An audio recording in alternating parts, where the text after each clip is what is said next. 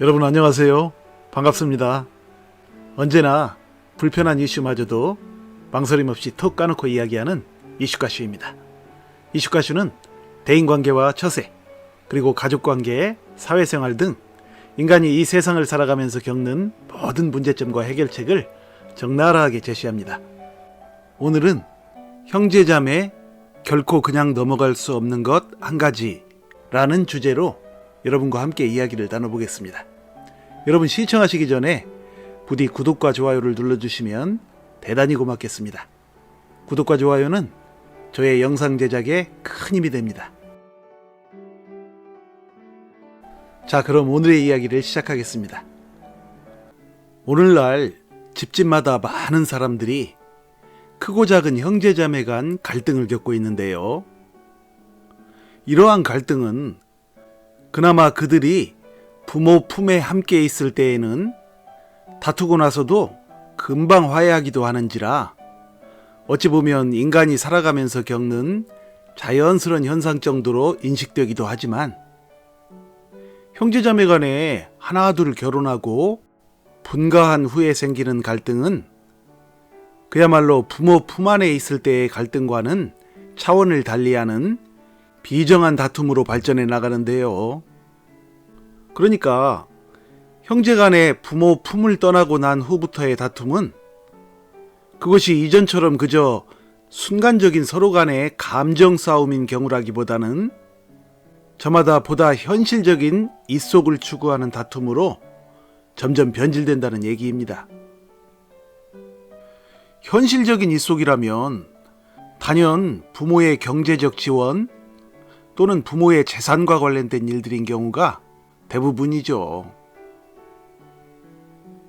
당장은 부모의 지원이나 재산이 코앞에 닥쳐 있지 않더라도 머지않은 미래에 생길 그 현실적인 문제인 재산 분배를 염두에 두고 형제자매 간에는 일찌감치 서로 간에 기싸움을 하면서 묘한 심리 싸움을 벌이다가 그것이 급기야는 직접적인 다툼과 갈등으로 발전해 나가는 것이죠. 결국엔 다 부질없는 일이지만 말입니다.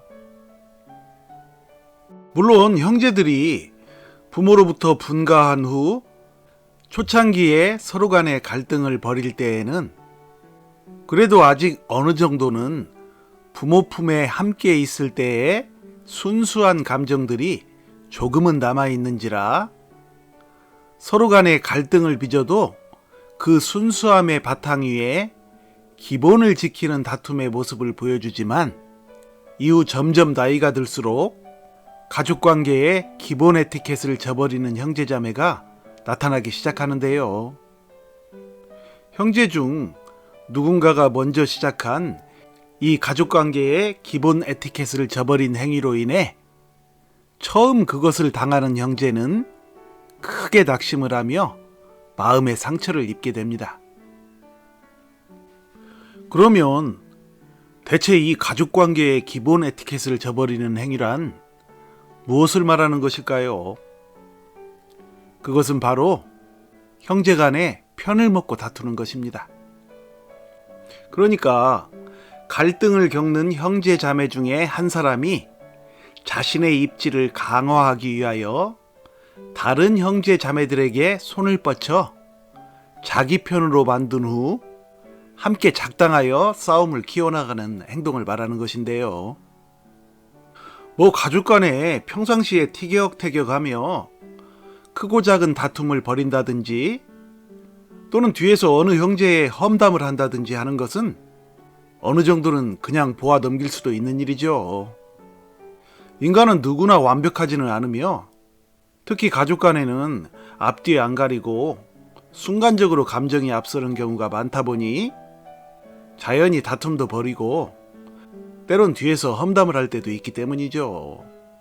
임금님도 뒤에선 흉을 볼 수 있다는 오래된 속담도 있으니 그 정도는 이해해 줄 수도 있다는 얘기입니다. 그러나 이처럼 교묘하게 잔머리를 굴려 다른 형제와 편을 먹는 식으로 힘을 합쳐 대응하는 짓거리는 그야말로 가족 간 금도를 깨뜨린 행동이며, 그것은 자신의 목적 달성을 위해서라면 언제든 다른 형제자매를 처절하게 짓밟아 버려도 상관없다고 생각하는 아주 못된 발상에서 나온 행동인 동시에 그것은 향후 형제자매 간 화합의 마지막 희망에 결정타를 날려버리는 이간질 중에서도 가장 사악한 형태의 이간질인 것이죠. 이런 행동은 사회생활이나 직장생활 등에서 누군가가 죽든 말든 그 사람을 짓밟아야 자신이 승리한다고 생각하는 손자병법식 생존 처세술과 일맥상통하는데요. 험한 세상 속에서의 이러한 못된 작태가 가족 간에 일어난다는 것은 대단히 슬픈 일인 동시에 결코 우리가 그냥 보아넘길 일이 아닌 것입니다. 왜냐하면 평상시에 자기들끼리도 우애 못하는 주제에 오로지 목적 달성을 위해 사안별로 편을 만들어 싸움을 거는 형제는 이미 그 마음속에 가족 간의 끈끈한 여운을 남기는 이른바 칼로 물베기의 싸움을 걸고 있는 것이 아니라 이미 앞으로 도무지 회복하기 힘든 치명적이고도 비열한 싸움을 걸고 있는 것이기 때문입니다. 만일 이러한 작태를 벌이는 형제자매를 그냥 보아넘기면 그 형제는 상대 형제가 그것을 깨닫지 못한 줄로 인식하여 얕잡아 보는 것은 물론이고 앞으로도 매번 그런 방식으로 문제를 해결하려고 다른 형제들과 작당하게 됨으로써 문제 해결은 더욱 힘들어지게 될 것입니다. 그러므로 이러한 치명적인 싸움의 피해자가 되어 향후 고통을 감당하고 싶지 않은 사람들이라면 결코 이것을 그냥 넘어가지 말고 철저히 응징하며 대응해야 된다는 얘기인데요. 그 응징과 대응의 방법은 바로 그러한 편먹기 작당을 하는 형제의 행동과 의도를 내가 이미 정확히 다 간파하고 있다는 사실을 그 형제자매에게 분명하게 전달하는 것입니다. 문자든 통화든 대화든 어떤 방식으로든 그로 인해 내가 기분이 크게 언짢다는 사실을 반드시 알려야 하는데요. 물론 그것을 알리는 과정에서 서로 간에 다소 불편한 일이 생길지라도 상관이 없습니다. 중요한 것은 그 작당 행위를 이미 내가 다 간파하고 있다는 메시지가 그 형제의 머릿속에 입력되기만 하면 되는 것이기 때문이죠.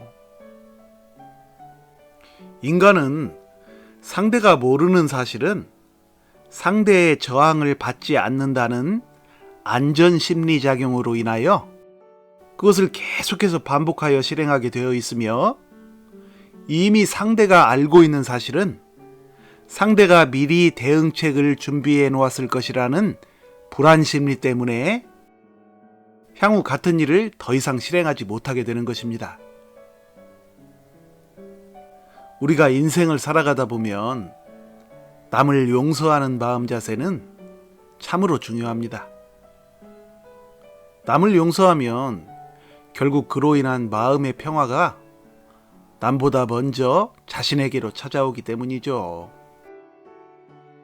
그러나 용서는 방관이 되어서는 안 되며 때론 상대를 깨닫게 만들어주는 것이야말로 서로의 마음에 평화를 주고 그것이 앞으로의 더 큰 불행을 사전에 막아주는 좋은 사랑의 처방이 되기도 합니다.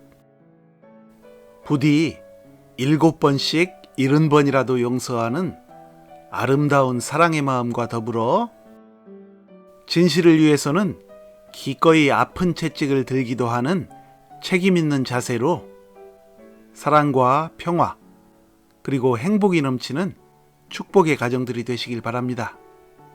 여러분 시청해 주셔서 감사드리며 많은 댓글 남겨주시고 구독과 좋아요 부탁드립니다. 다음에 다시 만날 때까지 늘 건강하고 행복하세요. 감사합니다.